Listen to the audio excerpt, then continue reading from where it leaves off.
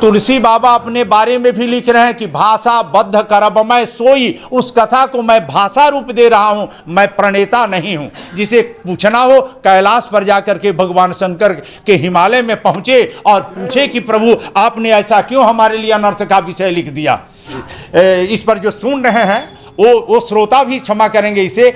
एक कुशल, एक सभ्य व्यक्ति का, एक उच्च विचार के व्यक्ति का चरित्र कैसा होता है। उसके घर यदि किसी प्रकार से उसके पिता ने बेश्या को भी रख लिया हो और उससे उसका जन्म हुआ तो बेश्या को भी माता शब्द से संबोधित करता है, जबकि एक नालायक बेटा अच्छी अपनी साध्वी माता को भी बेश्या कहने से बाज नहीं आता है।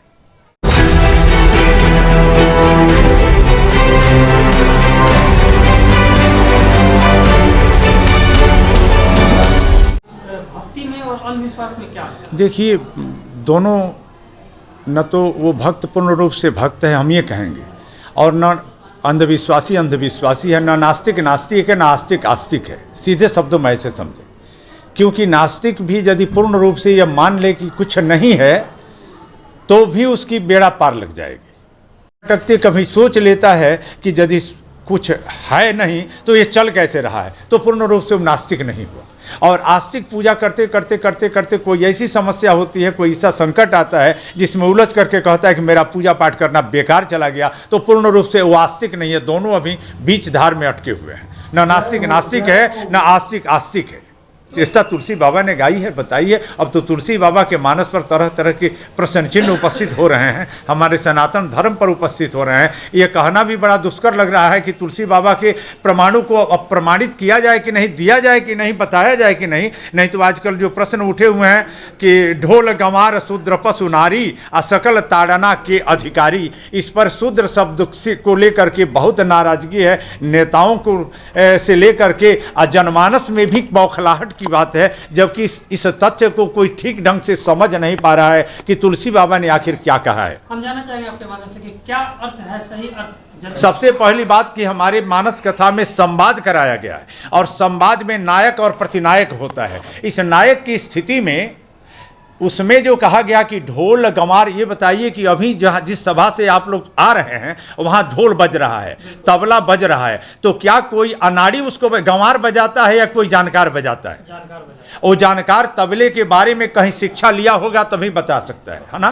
तो इसके पहले समुद्र जो बता रहा है, समुद्र के तट पर भगवान ने प्रार्थना किया, जब समुद्र मार्ग नहीं देता है तो खंडित करने के लिए बाण का संधान करते हैं, तो समुद्र डर से भगवान के सामने प्रकट होता है। और सबसे पहले जो इस पर कमेंट कर रहे हैं उनको ये देखना चाहिए कि समुद्र ने जो सबसे पहले लाइन ऊपर क्या कहा है, उसके बाद ढोल गंवार शूद्र पशु नारी आता है। सबसे पहले समुद्र कहता है कि प्रभु भल कीन मोहि सिख दिन्नी, ध्यान दीजिएगा, मोहि पीट दिन्नी नहीं कहता है, वो कहता है कि प्रभु भल कीन मोहि सिख दिन्नी मर्यादा पुनि तुम्हारी किन्नी। उसके बाद ही अर्धाली आती है कि ढोल गंवार शूद्र पशु नारी सकल ताड़ना के अधिकारी। एक और शास्त्र का मैं प्रमाण दे दूं, ताड़न शब्द का बहुत अर्थ होता है, पीटने में ही उसको ले लिया जाए।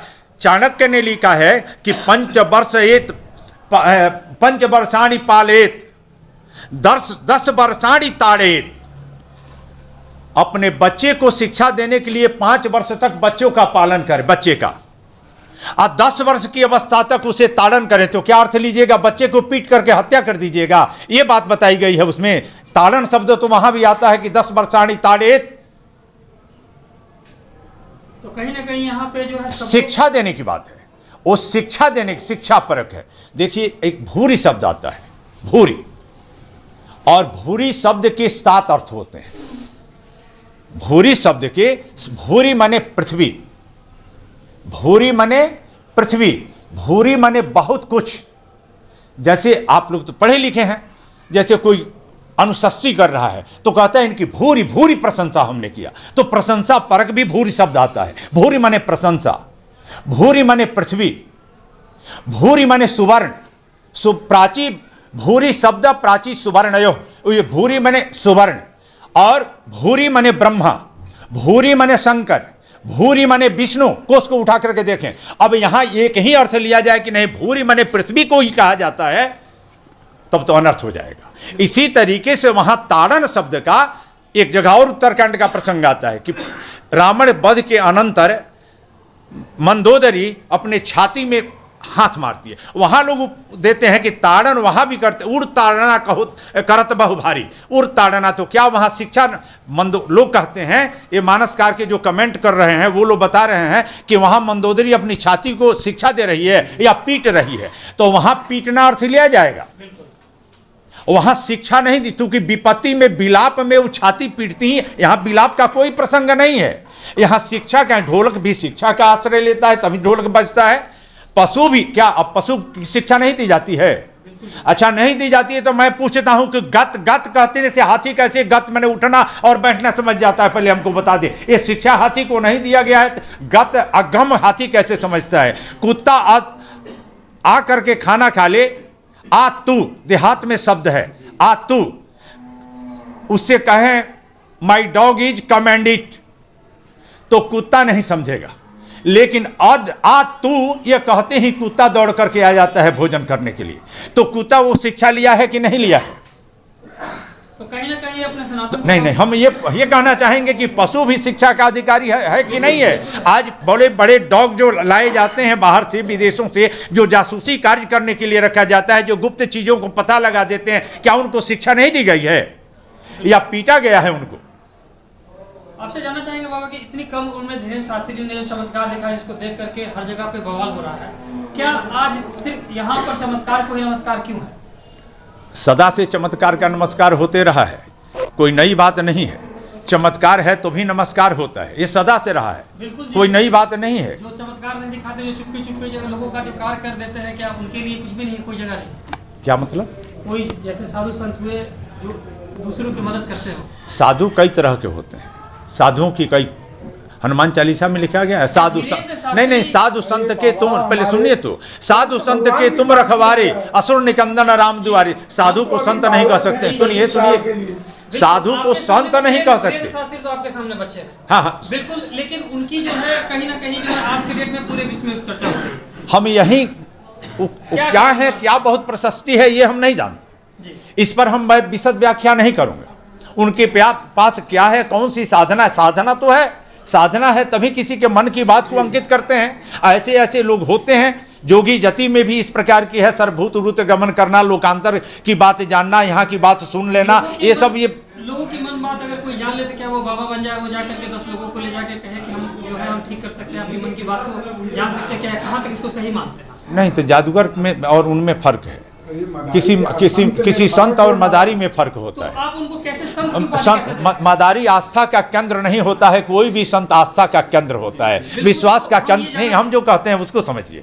मदारी कितना ही खेल दिखाए, बहुत बड़े बड़े जादूगर आते हैं विदेशों से भी, अनेक खेल दिखाते हैं, लेकिन कोई उन्हें बाबा दंडवत करने के लिए नहीं जाता है। लेकिन हमारे सनातन धर्म से जुड़ा किसी मंदिर का यदि मठ का पुजारी हो तो उसे वो कम जानता हो या अधिक जानता हो, लेकिन उसे बाबा करके लोग अपनी आस्था का परिचय देते हैं। ये जनमानस की आस्था का परिचय है। और धीरेन्द्र शास्त्री जो कर रहे हैं, सबसे महत्वपूर्ण कार्य कर रहे हैं कि सनातन धर्म की कड़ी जो कट रही थी उसको जोड़ने का उन्होंने अभियान चलाया। ये बहुत प्रशंसा की बात है। लगता है कि सनातन जुट रहा है या टूट रहा है? सनातन जुट रहा है, इस समय तो सनातन जाग रहा है, क्या लगता जुट है रहा जिस तरह से अभी सनातन पे फिर धीरे धीरे रामचरितमानस है उस पे भी लेकर के विवाद हो रही है, तो कहीं ना कहीं तो टूटते हुए दिख रहा है। कहीं लोग सनातन रामचरितमानस को सबसे पहले समझने और पढ़ने की जरूरत है। उसे सही ढंग में पढ़ें और समझें, उसके बाद ही उस अर्थ को करें। जैसे मैंने एक दिन और कहा था कि नाना पुराण निगमागम सम्मतं यद रामायणे निगदितं क्वचिदन्यतोपि।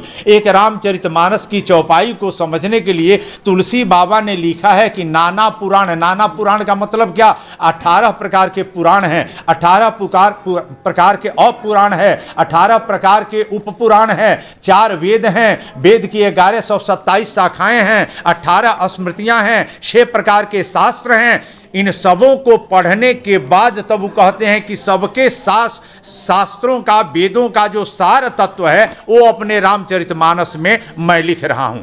क्वचिदन्य तोपि स्वांतः सुखाय तुलसी रघुनाथ गाथा भाषा निबद्ध मति मंजिलवान तनोतु। तो सबसे पहले कोई रामायण पढ़ करके और चाहे कि हम रामायण का अर्थ निकाल लें तो ये संभव नहीं है। इसके लिए अन्यान्य शास्त्रों को पढ़ना पड़ेगा। हम चाहेंगे कि यहाँ जो भी जनता जो हमारे चैनल के माध्यम से देख रही है, वो लोग जो धीरेन्द्र शास्त्री के खिलाफ है, जो रामचरितमानस के खिलाफ है, जो सनातन धर्म के खिलाफ है, उनको आप क्या कहना चाहेंगे? हम यही कहेंगे कि वो समाज में एक भ्रम पैदा कर रहे हैं अपने निजी स्वार्थ को लेकर के। इसके अतिरिक्त अपनी नासमझी, अपनी अज्ञानता का परिचय ऐसा लोग दे रहा है। और इसके अतिरिक्त हम दूसरा क्या कह सकते हैं वैसे मानव को, जिस रामचरितमानस के एक एक बिंदु पर, एक एक अक्षर पर तुलसी बाबा ने लिखा है कि बुध विश्राम सकल जन रंजन। बड़े बड़े जो अपने को डींग मारने वाला विद्वान हो, कहता हो कि हम बहुत बड़े विद्वान हैं, हमारे मानस की चौपाई की एक अक्षर पर विश्राम उसका लग जाएगा, पड़ाव लग जाएगा। असकल जन रंजन, और जनमानस में यह लोक रंजन के लिए छोटे कम पढ़े लिखे व्यक्ति भी अपने ढंग से इसका अर्थ करके प्रसन्न हो जाएंगे। जो राम भक्त हैं, जो आस्तिक हैं, जो सनातन के अनुयायी हैं, जो पुजारी हैं, वो इस तरह भी प्रसन्न हो जाएंगे। तो विद्वान भी जहां थक जाता है, और जिसे कमेंट करना है, ये तुलसी बाबा हमारे इसके लिपिक हैं, तुलसी बाबा रचयिता नहीं हैं। मानस में पढ़िए, वो लोग पढ़ें जो इस तरह की कमेंट कर रहे हैं। मानस में लिखा हुआ है कि रचि महेश निज मानस राखा, पाई समय शिवासन भाखा, सोईसन काग भुसुंड ही दिन्हा, समय पाई अधिकारी चिन्हा, तेहि पुनि जाग बलिक पुनि गावा। इस तरह से कथा की परंपरा चली। शंकर जी ने इस कथा को लिख करके अपने पास रखा, ठीक। और तुलसी बाबा अपने बारे में भी लिख रहे हैं कि भाषा बद्ध करब मैं सोई। उस कथा को मैं भाषा रूप दे रहा हूं, मैं प्रणेता नहीं हूं। जिसे पूछना हो कैलाश पर जाकर के भगवान शंकर के हिमालय में पहुंचे और पूछे कि प्रभु आपने ऐसा क्यों हमारे लिए अनर्थ का विषय लिख दिया।